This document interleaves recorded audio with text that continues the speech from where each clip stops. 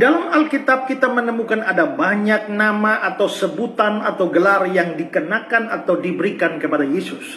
Dan sebutan-sebutan itu atau gelar-gelar itu biasanya untuk menyatakan identitas Yesus, siapa dia sesungguhnya, dan bagaimana sifat-sifatnya atau apa misinya yang dia kerjakan di dalam dunia ini. Misalnya di dalam Yesaya 9 ayat 5, namanya disebutkan orang penasihat ajaib, Allah yang perkasa, Bapa yang kekal, Raja damai.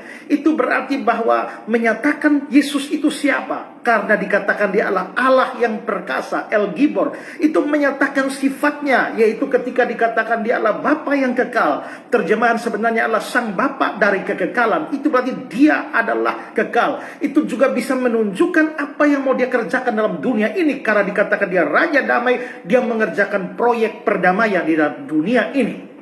Atau kita bisa lihat gelar lain, yaitu Alfa dan Omega. Alfa itu adalah huruf pertama abjad Yunani, Omega adalah huruf terakhir. Sehingga ketika dia berkata akulah Alfa dan Omega, yang awal yang akhir, artinya bahwa dialah yang mengawali semuanya dan dia juga yang akan mengakhiri semuanya. Alam ini dimulai oleh dia dan akan diakhiri oleh dia. Itu menunjukkan kekuasaannya dan juga kekekalannya. Nah, di dalam cerita Alkitab ada kisah Natal di mana malaikat menemui Yusuf, dan dalam perkataan malaikat kepada Yusuf dikatakan begini dalam Matius 1 ayat 23. Sesungguhnya anak darah itu akan mengandung dan akan melahirkan seorang anak laki-laki, dan mereka akan menamakan dia Immanuel, yang berarti Allah menyertai kita.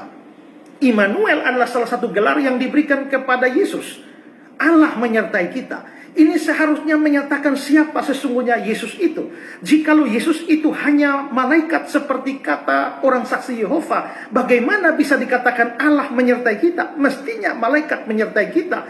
Kalau dia hanyalah seorang nabi seperti anggapan orang-orang Islam, maka tidak tepat dikatakan Allah menyertai kita. Mestinya adalah malaikat, nabi menyertai kita. Kalau dia hanya seorang guru seperti kata New Age Movement, maka tidak cocok dikatakan Allah menyertai kita. Mestinya guru menyertai kita.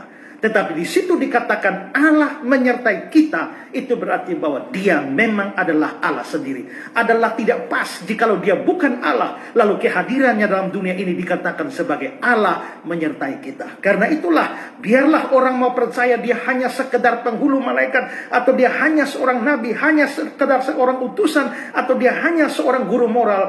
Kita yang percaya, kita yakin bahwa di balik gelar Immanuel itu menunjukkan dia adalah Allah yang sesungguhnya.